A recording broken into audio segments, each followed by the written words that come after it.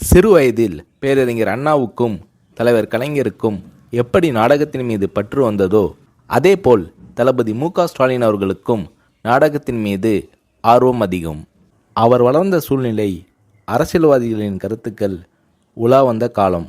அவர் உள்ளத்தில் பதிவான செய்திகளாக இருந்த காரணத்தால் அண்ணாவைப் போல் கலைஞரைப் போல் மு.க.ஸ்டாலின் அவர்களும் 1971ஆம் ஆண்டு நடைபெற்ற பொதுத் தேர்தலில் ஒரு பிரச்சார நாடகத்தை நடத்தினார்.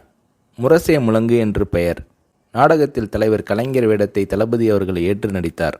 நாடகத்திற்கு எம்ஜிஆர் அவர்கள் தலைமை தாங்கினார். நாடகத்தை இறுதி வரை தரையில் அமர்ந்து பார்த்துவிட்டு தளபதி மு.க.ஸ்டாலின் அவர்களை வெகுவாக பாராட்டினார் எம்ஜிஆர். தளபதி மு.க.ஸ்டாலின் அவர்கள் அந்த இளம் வயதிலேயே எம்ஜிஆர் அவர்களிடம் எவ்வளவு நெருக்கமும் உரிமையும் பெற்று வளர்ந்தார் என்பதற்கு முரசே முழங்கு நாடக அரங்கேற்றமே ஒரு உதாரணமாகும். அது மட்டுமல்ல, எம்ஜிஆர் அவர்கள் படம் வெளியாகும்போது முதல் காட்சியிலேயே எம்ஜிஆர் அவர்களின் திரைப்படத்தை தியேட்டரில் மு.க.ஸ்டாலின் அவர்கள் பார்த்து விடுவார்.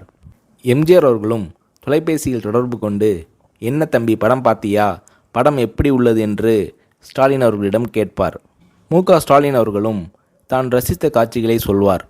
அத்தகைய பாசமும் பண்பும் கொண்டு பழகினார் தளபதி மு.க.ஸ்டாலின் அவர்கள். எம்ஜிஆர் அவர்களின் நல்ல ரசிகராக இருந்தார்.